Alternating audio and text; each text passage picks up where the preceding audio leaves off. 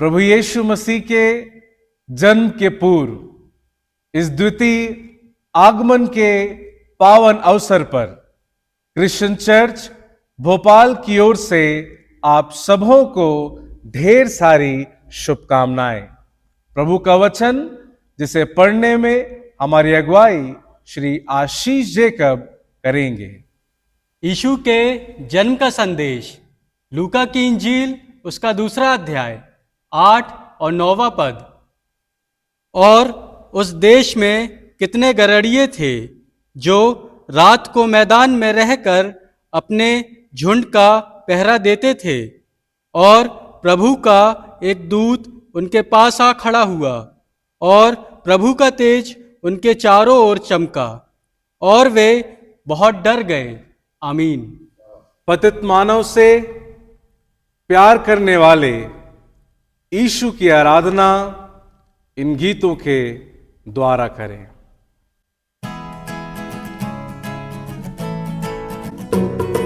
जन्मा है इमानुएल, दूतों ने है कहा,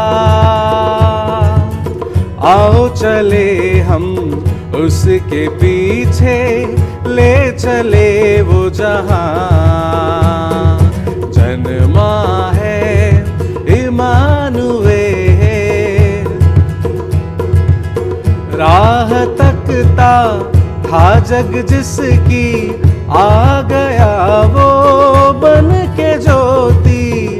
राह तकता था जग जिसकी, आ गया वो बन के ज्योति। आ गई फिर से वो खुशियां, झूमता है जहां। आ गई फिर से वो खुशियां, झूमता है जहां। ओ हो जन्मा है इमानुएल, दूतों ने है कहा,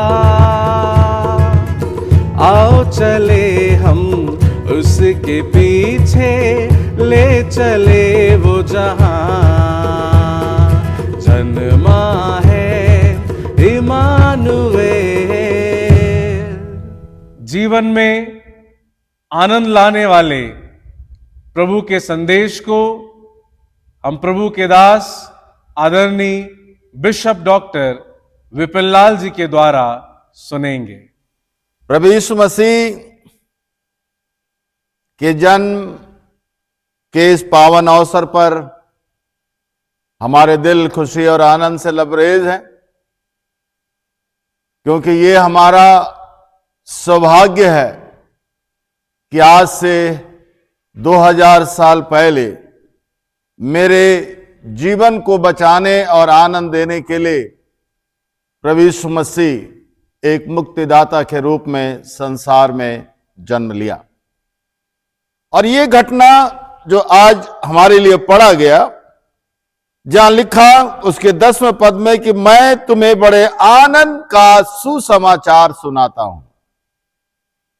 आनंद का, कई बार मैं अपने जीवन में विचार करता कि इस सुसमाचार में ऐसी कौन सी बातें हैं जो मनुष्य के जीवन को आनंदित करती हैं, मनुष्य के जीवन को आनंद दे सकती हैं। और आज की पृष्ठभूमि में, आज के समय में हम जिस रूप में प्रभु यीशु मसीह के जन्म के आनंद को प्राप्त करते हैं या बड़े दिन के पर्व को मनाते हैं, कई बार ये मेरी चिंता का विषय होता है कि मेरे तन में इन दिनों में पाए जाने वाले महंगे कपड़े मुझे ज्यादा समय तक आनंदित नहीं रख सकते। कई बार यीशु के जन्म के समय में जहां हम लाखों रुपया विभिन्न आनंद को पाने के लिए हम खर्च कर देते हैं, ये आनंद मेरे जीवन में स्थायी या स्थिर नहीं रह पाता। आखिर ऐसा क्यों? लेकिन स्वर्गदूत ने कहा कि डरो मत, देखो मैं तुम्हें बड़े आनंद का सुसमाचार सुनाता हूं। स्वर्गदूत के पास में ऐसा संदेश है जो आनंद दे सकता है। आज के समय में आपके और मेरे पास में क्या है जो लोगों को आनंदित कर सकता है, लोगों के दुखित हृदय को, शोकित हृदय को, परेशान से भरे हुए हृदय को आनंद में बदल सकता है। ये मेरी चिंता का विषय था जब मैं बस्तर जिले में डीएस साहब पासवान था और बड़े दिन की आराधना लेने के लिए एक चर्च में मैं गया हुआ था। जब मैं घर से निकला तो जितना अच्छा मेरे तन में कपड़ा हो सकता था मैंने पहना, सूट पहना, टाई लगाया, मोटरसाइकिल को साफ किया और अच्छे पैसे लेकर मैं इस गांव की कलीसिया में बड़े दिन की आराधना करने के लिए गया।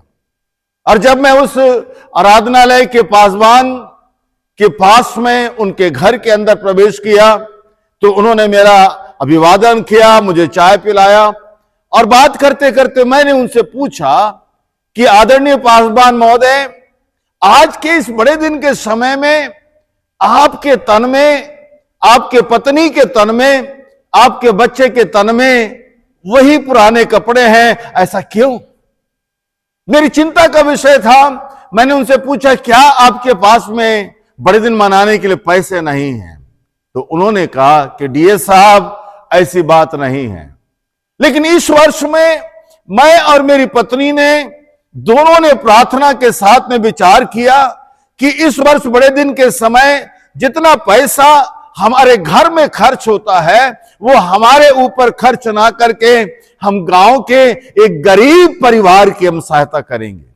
उन्होंने बड़े दिन में होने वाले खर्च के सारे पैसे को एक गरीब परिवार के अंदर खर्च किया, उन्हें एक नया कपड़ा पहनाया, उनकी सारी जरूरतों को पूरा किया। मेरे जिस मित्रों, उनकी बात को सुनने के बाद में मेरे महंगे कपड़े मेरे सामने, मेरी दृष्टि में पुराने लगने लगे। मैंने बड़े दिन के आनंद को अपने जीवन के द्वारा या जीवन के लिए केवल अपने सीमित संसाधनों के द्वारा मैं अपने आप को आनंदित करना चाहता था। यह मेरे जीवन की भूल थी। लेकिन उस पासवान की छोटी सी गवाही, उस पासवान की और उनकी पत्नी के जीवन का निर्णय ने मेरे आंखों को खोल दिया। और वो समय था कि उसके बाद में मैंने अपनी जिंदगी में भी ऐसा निर्णय लिया कि प्रभु, जब कभी बड़े दिन का समय आता है, वर्ष में जब कभी तू मुझे मौका देता है तो मेरी सहायता करना, ताकि मैं अपने अंदर के आनंद को दूसरों तक बांट सकूं। पूरी बाइबल में लिखा होता कि परमेश्वर प्यार करता है और प्यार करता है। ऐसे बाइबल में लिखने के बाद भी ऐसे प्यार से कोई फायदा नहीं था। परमेश्वर भी जानता है, लेकिन परमेश्वर ने अपने प्यार को हमें देकर, प्रभु यीशु मसीह को देकर हमें आनंदित किया है, ताकि हम भी अपने जीवन में इस रास्ते को, इस रहस्य को समझ सके कि बड़े दिन का समय लेने का समय नहीं है, लेकिन बड़े दिन का समय देने का समय है। हम जितना संसार में देंगे उतना ज्यादा हम आनंदित होंगे। हम जितना ज्यादा संसार में बांटेंगे उतना ज्यादा अपने घरों में प्रभु की आशीषों को पाएंगे। जितना ज्यादा हम परमेश्वर के लोगों को, परमेश्वर के संसार को देखेंगे उतना ज्यादा हम परमेश्वर के लिए कुछ कर सकते हैं। वो पास्टर कोई और नहीं लेकिन रेवरेंड जोसेफ वेलिन था, जिसने अपने बड़े दिन के खर्चे को एक गरीब परिवार के लिए समर्पित कर दिया। स्वर्गदूत के पास में देने के लिए एक सुसमाचार है, और एक ऐसा सुसमाचार है जो जीवन में आनंद को देता है। और ये आनंद काल्पनिक नहीं है, ये आनंद केवल इमोशनली नहीं है, लेकिन एक ऐसा आनंद है जो सूखी रोटी में भी मन को आनंदित करता है।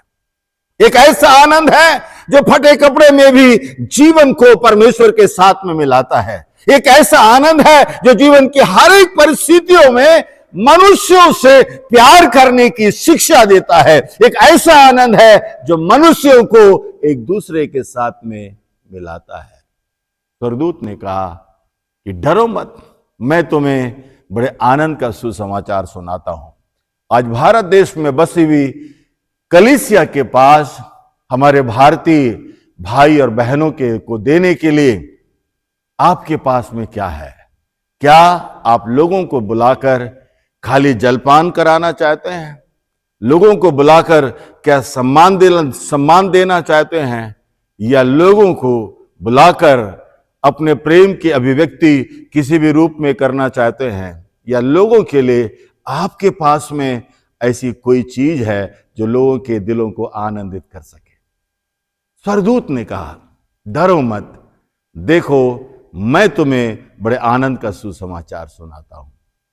उस पास्टर ने अपने बड़े दिन के सारे खर्चे को एक गरीब परिवार के लिए समर्पित किया, और इसीलिए चर्चों में इन दिनों में वाइट गिफ्ट की आराधना की जाती है, ताकि हम अपने परिवार से एक अच्छा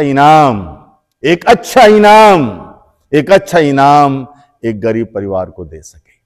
ऐसा नहीं कि बाजार में गए कुछ भी खरीद के ले आए और हम प्रभु को दे दिए, लेकिन प्रभु ने हमारे जीवन के लिए अपना इकलौता बेटा, जो उसके पास में सबसे बेस्ट था, उसने हमारे लिए दे दिया, ताकि हम भी संसार को देकर आनंदित कर सके। प्रार्थना करें। हमारे जीवित प्रभु, धन्यवाद। हमें देना सिखाएं, हमें देखना सिखाएं, हमें समझना सिखाएं, ताकि हम बड़े दिन के मूल अर्थ को समझ सकें। प्रभु यीशु के नाम से मांगते, आमीन। आइए हम आशीष प्राप्त करें। परमेश्वर की आशीष हम सबों की सहायता करे, ताकि 2024 के ख्रिस्त जन्मोत्सव के अवसर पर हम एक दूसरे के साथ अपनी खुशियों को बांट सके। आमीन।